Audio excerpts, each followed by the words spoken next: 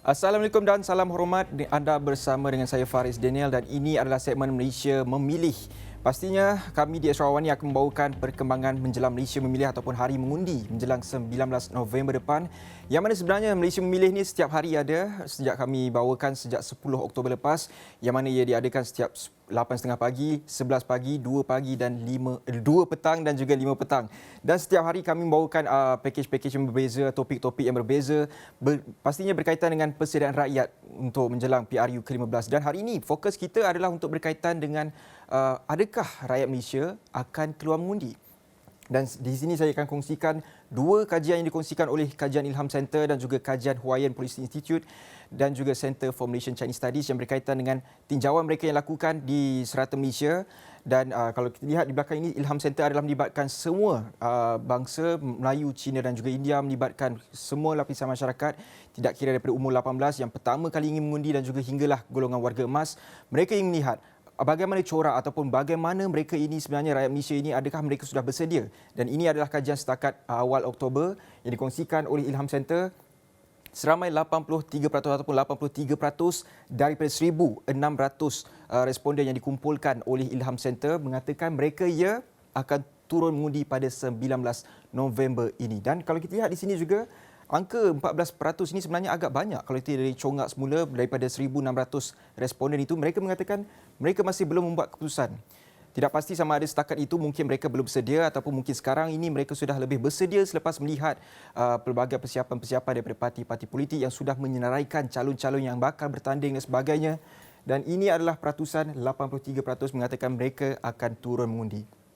Melihat kepada bangsa ataupun kaum Melayu, Cina dan juga India yang dikumpulkan oleh Ilham Center, semuanya mengatakan mereka akan keluar mengundi. Majoriti mengatakan mereka akan keluar mengundi. Tapi kalau kita lihat di sini, masyarakat Cina mengatakan sebanyak 18% mereka mungkin masih belum membuat keputusan ataupun mereka masih lagi tidak pasti sama ada ingin keluar mengundi ataupun tidak.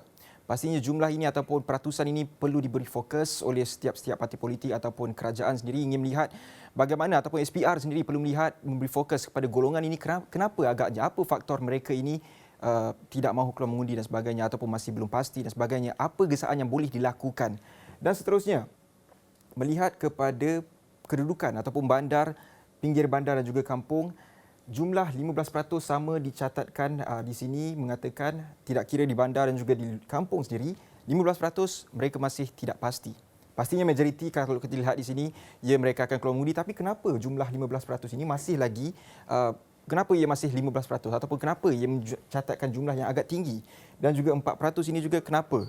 Itu pasti akan diberi fokus. Lepas ini kami akan bincangkan sepanjang 30 minit bersiaran dalam Malaysia Memilih jam 5 petang hari ini. Dan seterusnya saya kongsikan juga di sini melihat kepada golongan umur 18 hingga 20 sampailah umur 60 tahun ke atas ataupun warga emas. Kalau kita lihat di sini 18 hingga 20 tahun, 31% mereka belum pasti ataupun tak sure nak mengundi ke tidak. Kenapa agaknya? Apa agaknya faktor? Kenapa? Apakah mungkin kita kurang gesaan ataupun kurang literasi politik di antara golongan ini ataupun bagaimana? Selepas ini kita akan bincangkan juga mengenai hal ini. Dan ini pula adalah berkaitan dengan Huayan Policy Institute yang dikongsikan melibatkan lebih 2,300 responden berbangsa Cina saja ataupun kaum Cina saja yang tumpukan kepada etnik Cina seluruhnya. Dan yang mana mereka menyebutkan 62% mereka akan keluar mengundi. Namun kalau kita lihat lebih hampir 40% mengatakan mereka tidak, kemungkinan ataupun mereka masih lagi macam tidak pastilah, boleh dikatakan kemungkinan tidak akan dan juga tidak pasti. Ini angka-angka yang pastinya akan diberi fokus oleh Sarawani untuk memastikan kalau boleh kita ingin mencapai 100% orang rakyat kita untuk keluar mengundi. Dan ini saja yang dikongsikan untuk jam 5 petang ini, dua kajian daripada Ilham Center dan juga Huayan Policy Institute berkaitan adakah anda akan turun mengundi. Dan itu adalah dapatan kajian dikongsikan. Saya ingin juga melihat kepada bagaimana agaknya realitinya di luar sana. Saya ingin bersama dengan rakan wartawan saya, Ridauddin Daud. Katanya hari ini beliau ada keluar pergi ke Pulau Pangkor untuk mendapatkan sendiri, untuk mendengar suara-suara rakyat. Adakah mereka ingin bersedia? Ridauddin, melihat kepada tinjauan Ridauddin sepanjang sehari ini tadi, katanya daripada tengah hari tadi, Ridauddin sampai ke Pulau Pangkor untuk melihat adakah rakyat di Perak itu sendiri akan keluar mengundi ataupun tidak. Boleh kongsikan, Ridauddin? Baik, terima kasih rakan tugas di Pusat Penyiaran Asia. Saya berada di Pangkor kira-kira jam 11 pagi tadi. Pusing-pusing di sekitar Pangkor di Pasir Bogak. Saya kini di pantai Pasir Bogak. Ada juga saya lihat di Teluk Nipah, di Pekan Pangkor dan sebagainya. Kalau di sini kalau dilihat, waktu ini tidaklah begitu ramai orang kerana masih bukan waktu bercuti hari biasa. Namun bukan itu yang ingin saya ceritakan, bukan berita tentang Pangkor tapi berkenaan dengan rakyat Pangkor di mana saya temui sebentar tadi. Tidaklah ramai, adalah hampir 10 orang menceritakan ataupun bertanyakan pendapat mereka mengenai adakah mereka mahu keluar mengundi ataupun tidak. Jadi rata-rata yang saya dapat memang mengatakan bahawa ya, mereka bersedia untuk mengundi walaupun ada yang sudah pun berusia lebih 40 tahun pun mereka sudah pun mengundi banyak kali. Namun kali ini mereka mahu meneruskan juga tanggungjawab tersebut, tidak mahu miss walaupun satu kali mengundi kerana menurut mereka 5 tahun sekali apalah salahnya untuk turun keluar mengundi. Dan kalau ikutkan kita pun sebenarnya sedang cuba untuk mencapai 100% keluar mengundi. Jadi mungkin itulah yang mungkin kita harapkan semangat ini dapat dibawa bukan sahaja kepada mungkin mereka yang sudah pun berusia, namun dibawa juga kepada golongan muda. Kerana kalau diikutkan berdasarkan pemerhatian saya bukan sahaja di Pangkor, malah di beberapa lokasi lain seperti di Lumut, di Ipoh dan sebagainya, kalau bertanya kepada orang yang bukan pertama kali mengundi, mungkin sudah pun mungkin saya boleh jangkakan ataupun saya boleh klasifikasikan umur mereka antara 30, 40, 50 dan 60.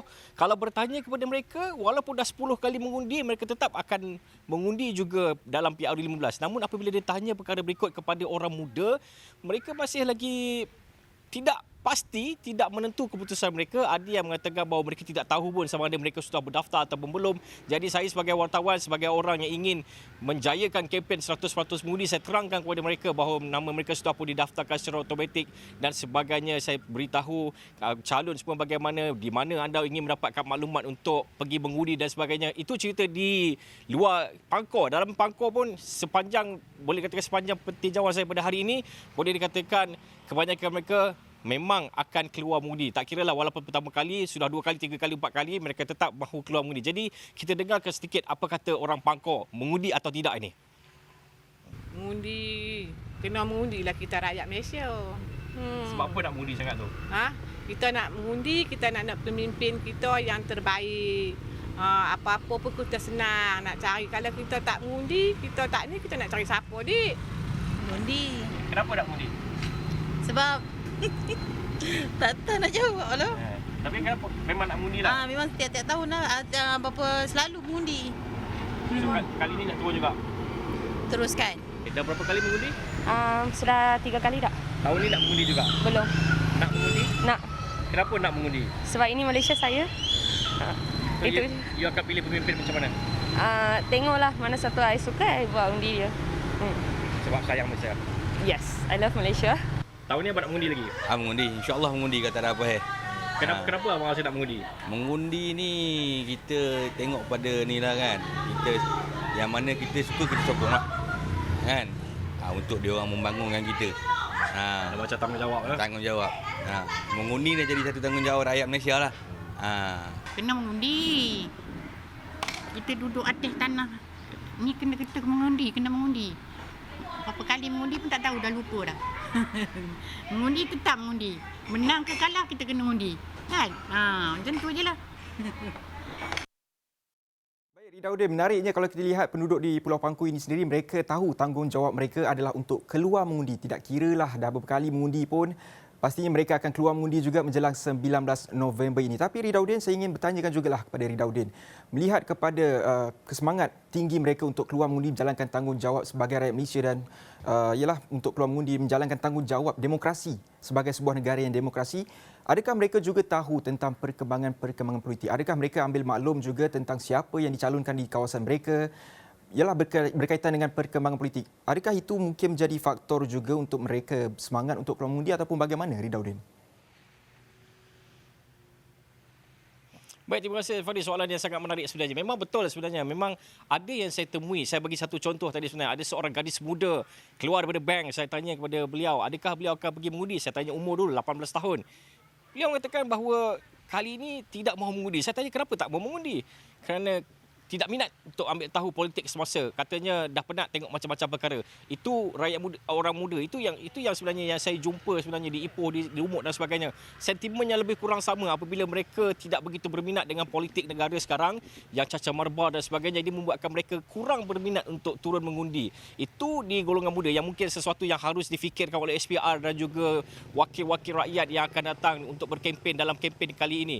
Itu untuk orang muda. Untuk orang yang seperti saya kata sebentar tadi sudah pun 2-3 kali mengundi 40-an, 50-an, 60-an, mereka memang bersemangat untuk mengundi. Mereka tahu apa yang berlaku di sekitar kawasan mereka. Sebagai contoh di Pangkor ini, mereka tahu apakah yang telah dilakukan oleh Adun Pangkor, penyandang Adun Pangkor iaitu Datuk Seri Dr. Zamri Abdul Kadir. Mereka tahu apa yang dibuat oleh beliau. Mereka tahu juga beliau akan bertanding di Parlimen Lumut selepas ini. Namun ada juga yang tidak tahu bahawa di Pangkor ini akan ada calon baharu daripada Barisan Nasional dan juga daripada Perikatan Nasional dan sebagainya. Mereka ada yang masih lagi tidak tahu, masih lagi tidak pun mengatakan ambil tahu apakah yang berlaku, kerana pada mereka pada waktu ini apa yang penting adalah meneruskan perniagaan, meneruskan kehidupan seperti biasa.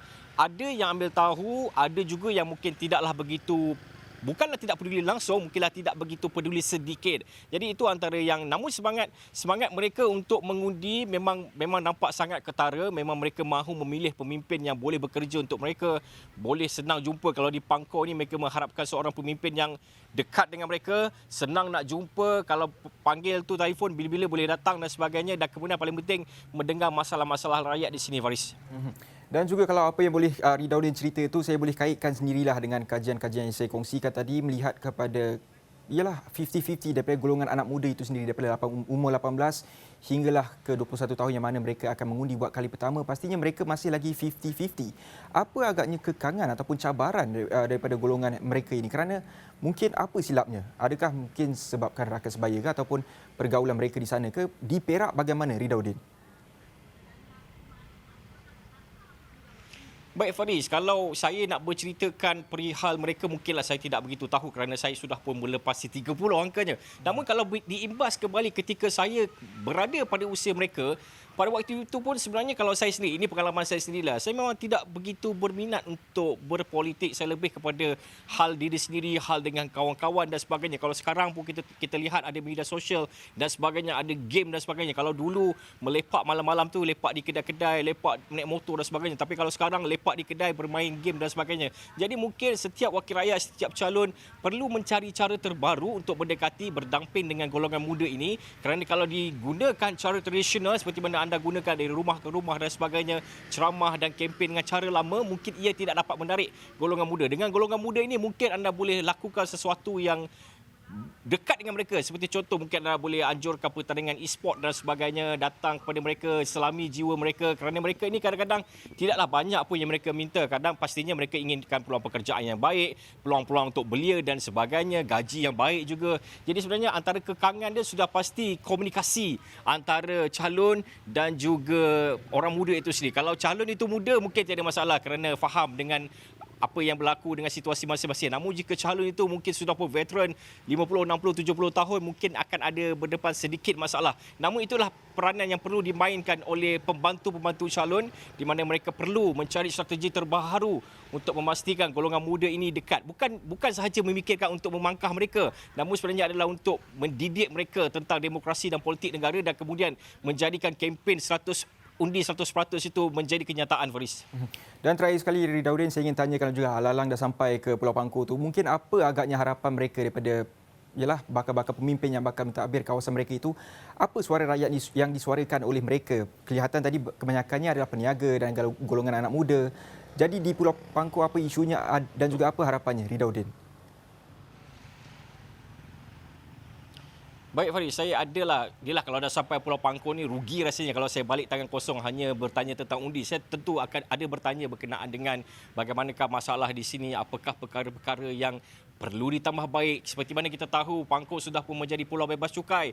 Namun kalau diikutkan infrastruktur di sini, boleh saya katakan belum lagi mencapai tahap yang saya fikir boleh yang dibanggakan. Kerana saya fikir banyak lagi loophole di sini dan sana yang mungkin boleh diisi. Namun antara keluhan peniaga, penduduk di sini, antara yang mungkin satu saya boleh tonjolkan atau suarakan adalah berkenaan dengan JT di Pulau Pangkor ini. Mereka mengharapkan supaya JT itu ditambah baik kerana kalau diikutkan ada ada tadi bercerita dengan saya kalau hari cuti itu memandangkan Pulau Pangkor ini sudah bebas cukai, jumlah pengunjung nampaknya meningkat dengan sangat mendadak. Sehari itu boleh sampai ke 15,000 pengunjung. Jadi bayangkan kalau ada 15,000 pengunjung keluar dan masuk ke Pulau Pangkor, namun jetinya masih lagi dalam keadaan sebegitu, sudah pasti ia akan menimbulkan kesukaran dan tentu kos harga barang dan sebagainya juga antara keluhan yang disuarakan kepada saya. Ada lagi beberapa isu yang dibangkitkan, namun ini saya akan simpan dulu kerana saya ada bercadang untuk membuat satu laporan, boleh kata laporan khas juga berkenaan dengan Pulau Pangkor bebas cukai ini, dan saya akan cuba dapatkan